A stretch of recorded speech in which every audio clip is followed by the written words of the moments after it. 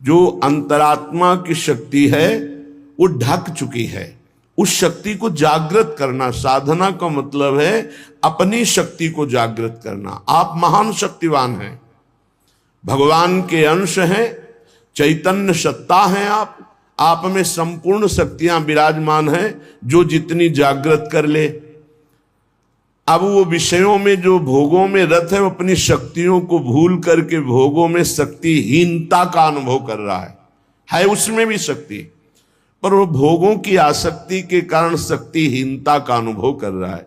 इसीलिए श्रीपाद कह रहे हैं कि हमें ऐसे भोगी पुरुषों से नहीं मिलना, ऐसे पापी जनों का संभाषण मिलना जुलना नहीं, पर भगवत भाव उनमें भी रखना है, मिलना नहीं है।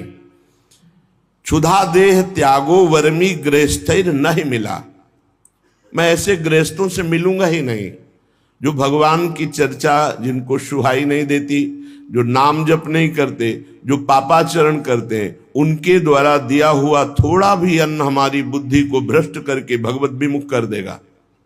पक्की बात। विरक्त हो करके यदि जो गुरु मंत्र नहीं लिए पापाचरण करता है, अधर्मी है, ऐसे का प्रतिग्रह लिया जाए तो बुद्धि भ्रष्ट हो जाती है। और जो भगवत आश्रित रहते हैं तो भगवान ऐसे जनों को सामने आने ही नहीं देते।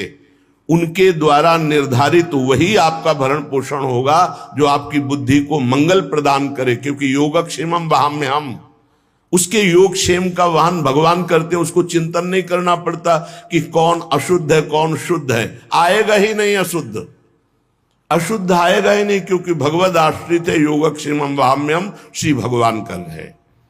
म्यपि श्रेय प्राप्त न युवती समीपम क्षण में, एक क्षण भी एकांत में विपरीत शरीर जहां से हमारा काम भाव प्रकट होता है, उसको आपस में एक मिनट भी एकांत में समय नहीं देना चाहिए। अगर देगा तो भ्रष्ट हो जाएगा।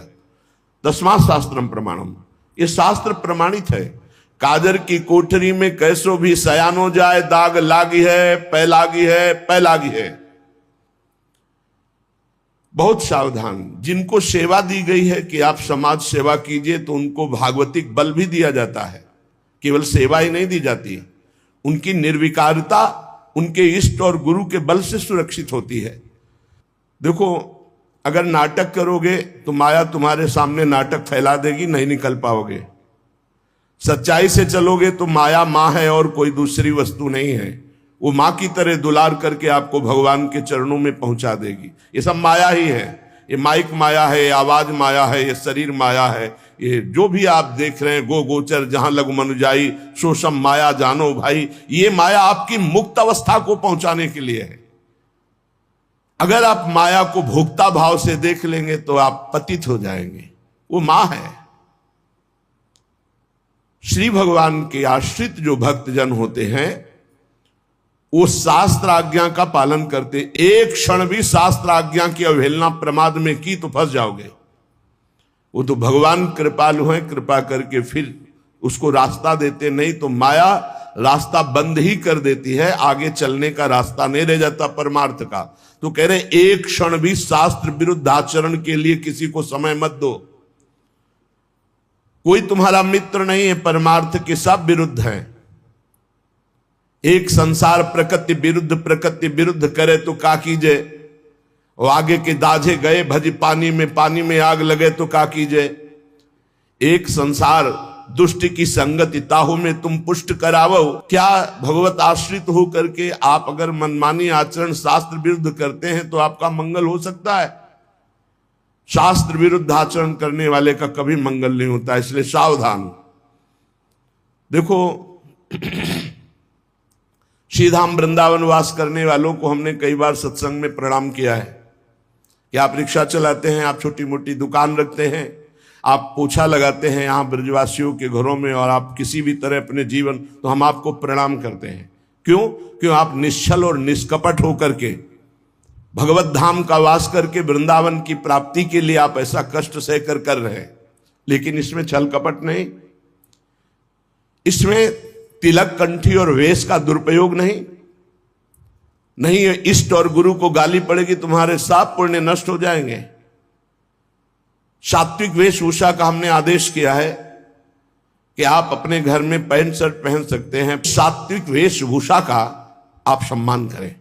आपके द्वारा कोई वार्ता, कोई चेष्टा, कोई ऐसी करनी हो जाए तो आपके इष्ट और गुरु को गाली मिलेगी।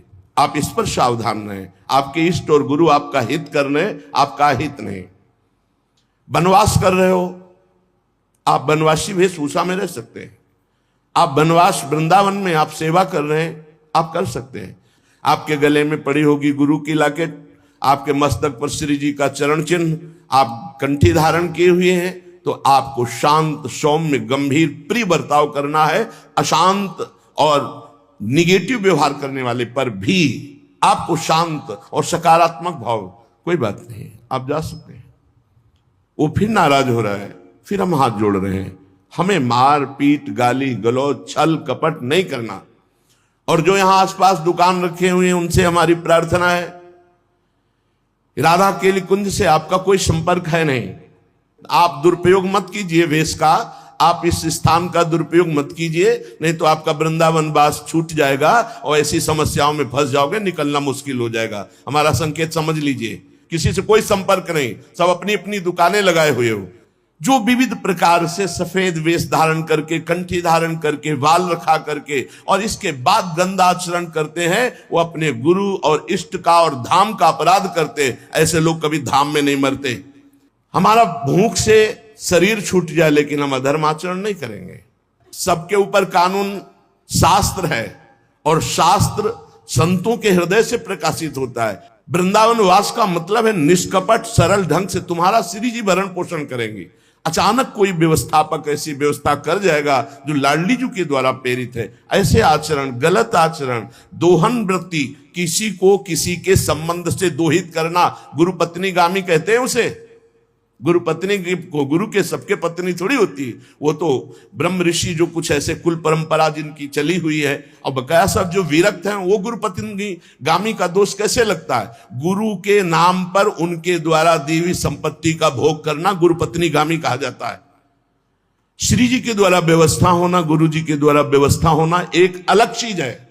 आप उनके नाम, उनकी छाप का प्रयोग करके आप दोहन वृत्ति रखते हैं, ये गुरु पत्नी गामी का अपराध और महापापों में आता है। इसलिए सब कोई सावधान होकर वृंदावन वास करो। वृंदावन वास के लिए कह रहे क्षुधा देह त्यागो वर्मी गृहस्थैर नहीं मिला। आपने माना कि 5 ग्रंथ बेचे, 5 कंठी बेची, 5 माला बेची, आपको 100 रुपया मिला, तो आप आधा किलो भोजन पाएंगे ना, जो सब्जी दाल 100 रुपये में आपको बहुत बढ़िया आनंद मिलेगा। और आप ये जो हजारों रुपए, तो आपकी विलासिता, भोग बुद्धि बढ़ेगी और पापाचरण बढ़ेगा, धाम से निकाल दिए जाओगे।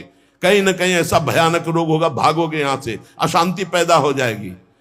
बहुत सावधानी की जरूरत है। आप अगर अपनी ये सावधानी नहीं रखेंगे तो ये धीरे धीरे बुद्धि को भ्रष्ट करती चली जाएगी। ऐसी व्यवस्था से रहो, ऐसा कार्य करो जिससे कम से कम निष्कपटता, सरलता, सच्चाई तुम्हारे जीवन में बनी रहे, छल कपट ना रहे। नपि श्रेयः प्राप्तो न युवति समीपम क्षणमय। ये मौत की भी मौत है बाबागिरी। काम, क्रोध, लोभ, मोह, मद, मत्सर, इन सब को मार दिया जिसने, और मौत की मौत, मृत्यु का भी भय जिसके अंदर से खत्म हो गया, उसे कहते हैं फकीर। फिकर फार फकनी करे ताको नाम फकीर। फकीर का मतलब खिलवाड़ समझ लिया क्या? अगर हिम्मत है तो अपने घर से अनुमति लेकर के पूर्ण मर्यादा के अनुसार और जीवन भर न रुपया के सहारे, एकमात्र भगवान का सहारा। बहुत सावधानी से धामवास करो। ऐसा मत प्रयोग करो, दोहन वृत्ति मत रखो। गुरु के नाम की, गुरु के प्रभाव की दोहन वृत्ति तुम्हारा पतन करा देगी। ये गुरु पत्नी गामी का कलंक उसको लगता है। बहुत सावधान। गुरु के वटिया से मिले रहना, ना कुछ लेना न देना, मगन रहना। अब हम आश्रित है तो भरण पोषण गुरु के द्वारा हो रहा है, वो बात अलग है। दोहन वृत्ति नहीं। ना शास्त्र गुरु कोटि भीर न खलु लोक निंदा सतैर महानर दृष्टि भीर नहीं विपत्ति सौखेर नहीं। करोड़ों करोड़ों बार शास्त्र समझा रहे, गुरु समझा रहे, तुम्हारे समझने की शक्ति नष्ट हो चुकी है। देखो, शक्ति मां है। जैसे हम बार बार कहते हैं माताओं बहनों में जननी भाव, पूज्य भाव, क्योंकि उससे आपके अंदर शक्ति बढ़ेगी। और जब आप इन शक्ति को शक्ति स्वरूपा जननी स्वरूपा देवियों के प्रति काम भाव रखोगे तो आपकी शक्ति नष्ट हो जाएगी। बिना शक्ति के कुछ नहीं है संसार में। भगवान की अलौकिक शक्ति है जो सब में व्याप्त है, उसके बिना सब सौ के तुल्य हैं। बहुत ध्यान से सुनना। शक्ति का बल ही ब्रह्मा के अंदर जब जागृत होता है तो वो ब्रह्म शक्ति ही पूरे त्रिगुण माया की रचना रचती है। वही शक्ति है जिससे विश्व की उत्पत्ति होती है, वो शक्ति से होती है, ब्रह्मा से नहीं। ब्रह्मा की शक्ति, तो ब्रह्म में वो शक्ति जागृत हुई तो वो पूरे त्रिभुवन को रचने में सामर्थ्यशाली हुए ब्रह्मा जी। विष्णु की शक्ति पालन, शिव शक्ति संहार, सबके पास शक्ति विराजमान। शक्ति के बिना कुछ नहीं। दया की शक्ति, क्षमा की शक्ति, ध्यान दीजिए, ये सब शक्ति हैं।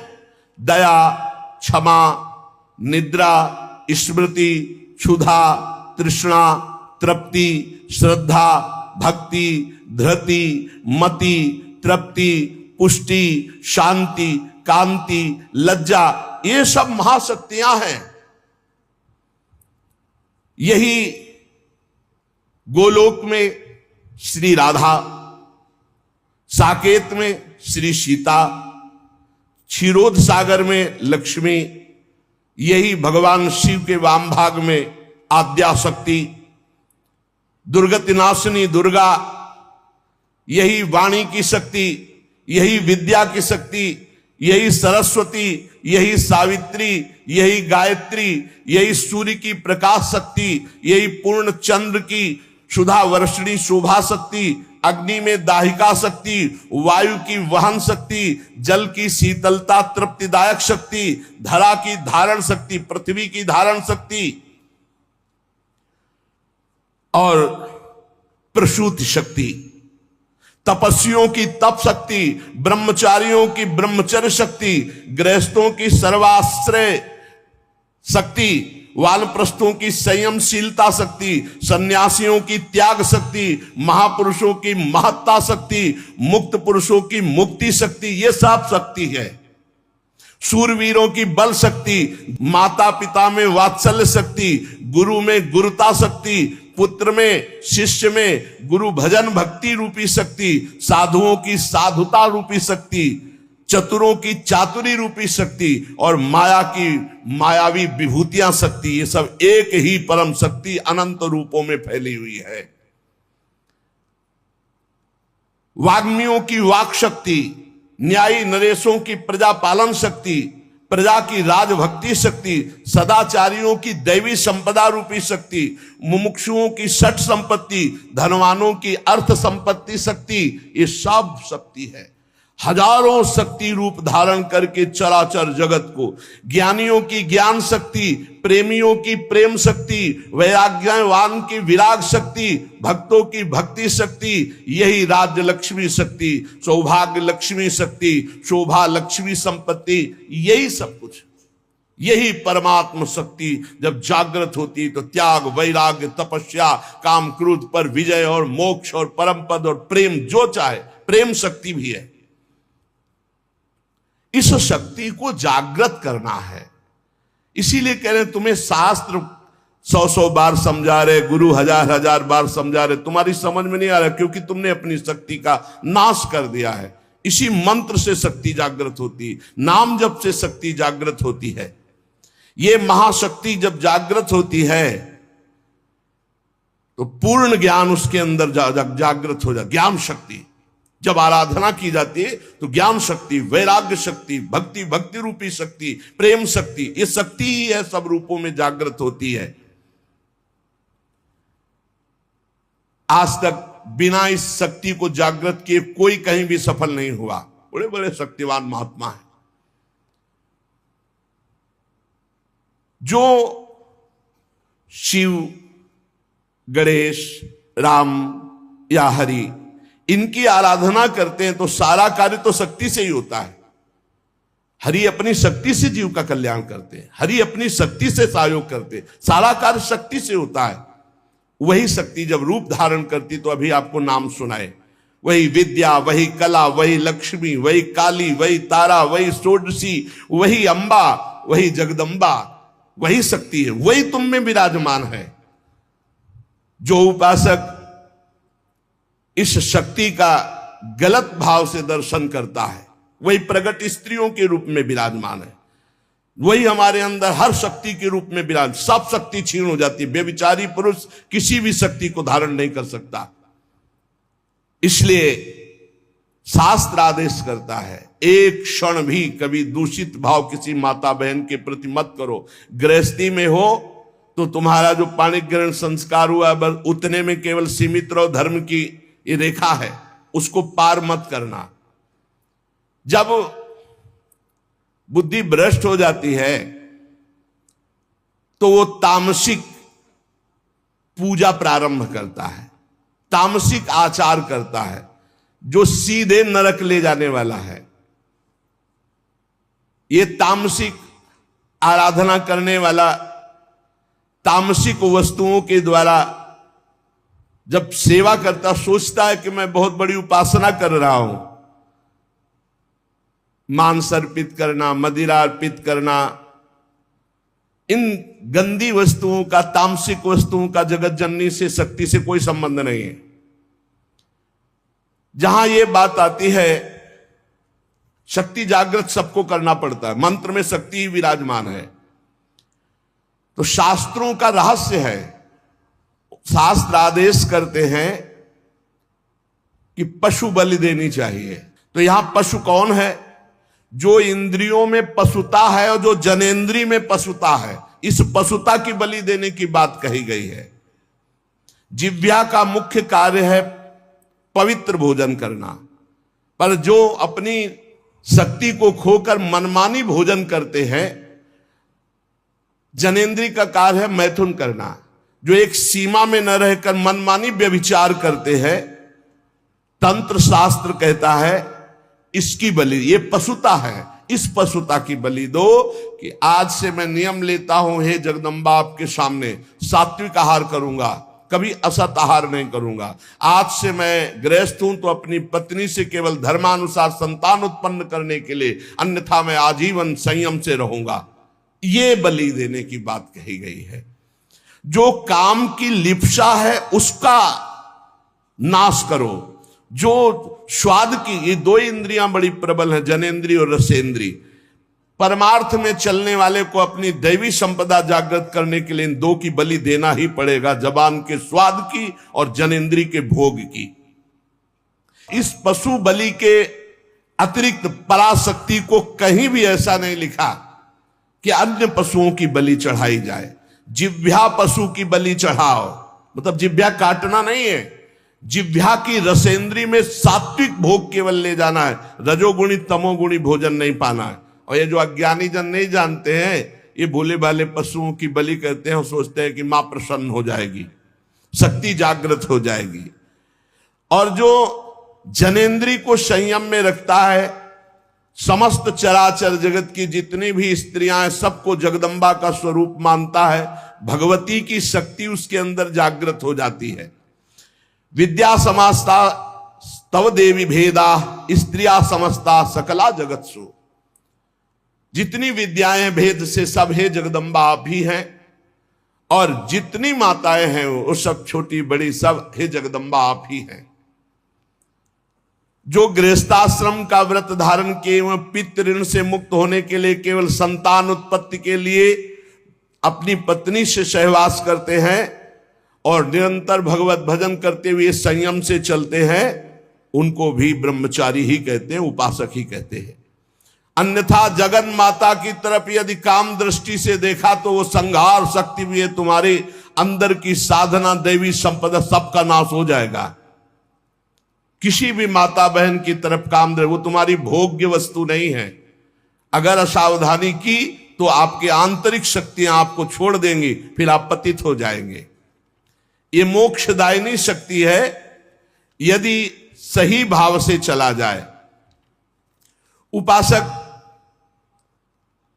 इस मार्ग में, भगवत मार्ग में बलिदान जरूर देना होता है, बलि देनी ही होती है। बहुत सावधानी से सुनना। यहां अपने भोग वासना की बलि देनी होती है। जो भोगों में फंसा हुआ है उस वृत्ति की बलि देनी होती है। ये मां के नाम पर मां की ही संतान और उसका गला काट करके ऐसी बलिदान की कहीं शास्त्रों में आज्ञा नहीं की गई। मां को हर संतान अपनी उतनी ही प्यारी होती, चाहे वो मूर्ख क्यों ना हो। तो जगन माता, जगदम्बा, दिव्य शक्ति, इनके बिना तो कुछ है ही नहीं। त्याग शक्ति, वैराग्य शक्ति, ज्ञान शक्ति, भक्ति शक्ति, प्रेम शक्ति, यही सब स्वरूपों में प्रकाशित है। जो मूर्ख मां के प्यारे बच्चे की मां के सामने बलि चढ़ाता है, मां उसके धन, जन, बुद्धि, बल, ऐश्वर्य, सत्ता, इस सब का नाश कर देती है। ध्यान देना, ये जो मुर्गा, मुर्गी, बकरा, बकरी माता के सामने चढ़ाते हैं कि हाँ मां प्रसन्न हो जाएगी।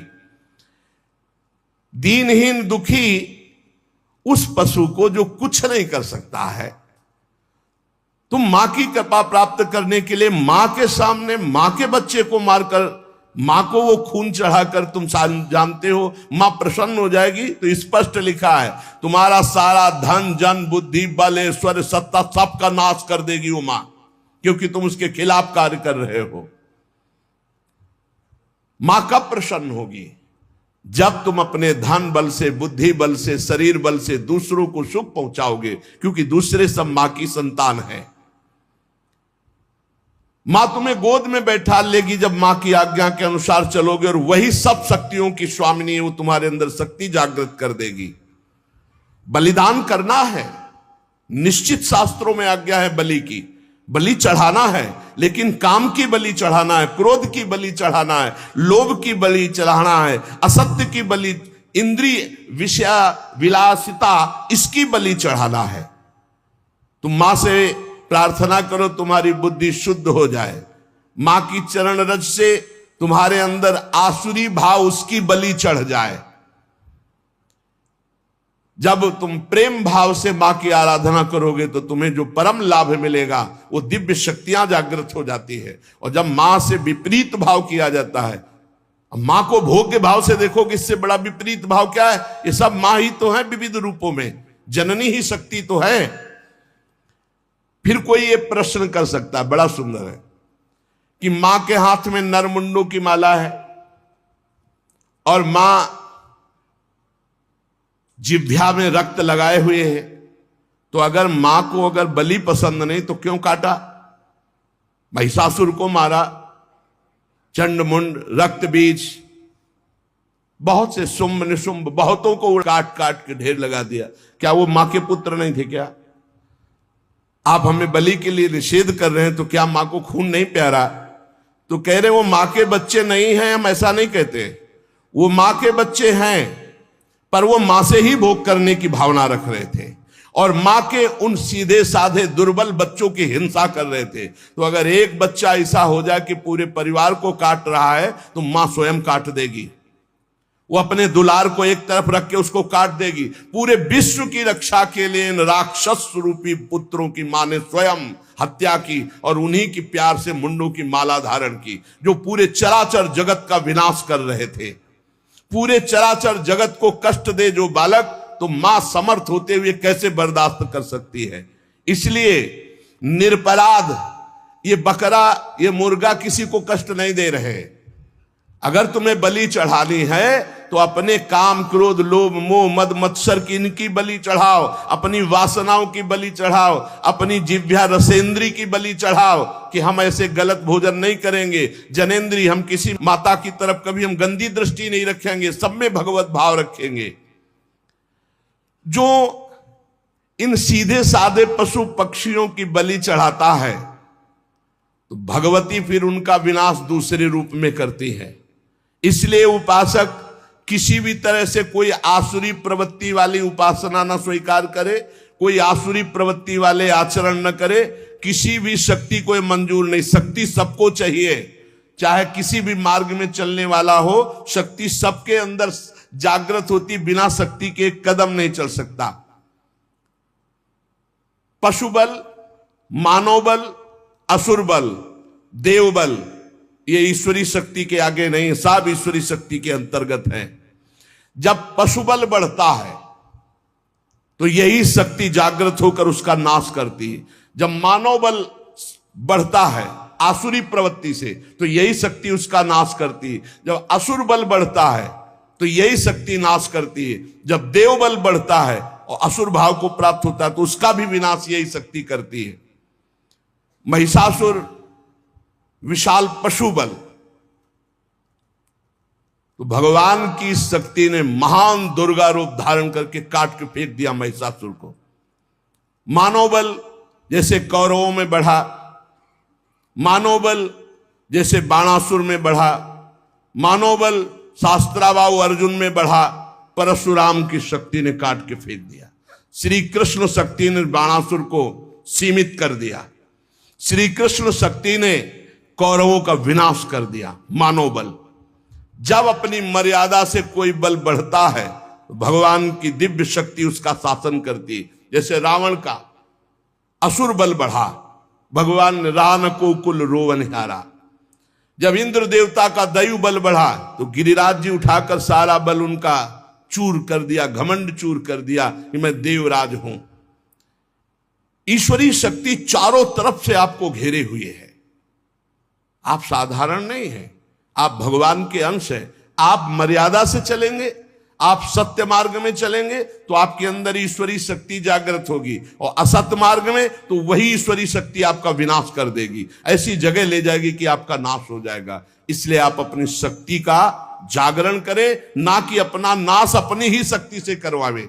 यही बुद्धि शक्ति, या देवी सर्वभूतेषु बुद्धि रूपेण संस्थिता नमस्तस्यै नमस्तस्यै नमस्तस्यै नमो नमः। यही दैवी शक्ति आपको गलत सलाह दे देगी। जब आप गलत आचरण में जाओगे, अधर्म आचरण करोगे तो बुरी दशा आने के पहले बुद्धि बदली जाती है। जाका विधना दारुण दुख दीन, ताकि मति पहले हर लीन। मति माने बुद्धि का अपहरण हुआ, जीव का नाश हो गया। इसलिए श्रीपाद प्रबोधानंद जी कह रहे तुम्हारे अंदर शक्ति है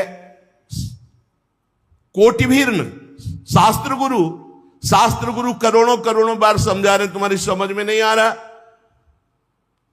तुम खलु लोक निंदा सतई, 100 बार तुम्हारी निंदा हो रही, ऐसे आचरण करते फिर भी तुम्हारी समझ में नहीं आ रहा।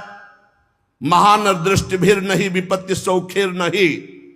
अब महाविपत्ति आने वाली, अब क्या करोगे?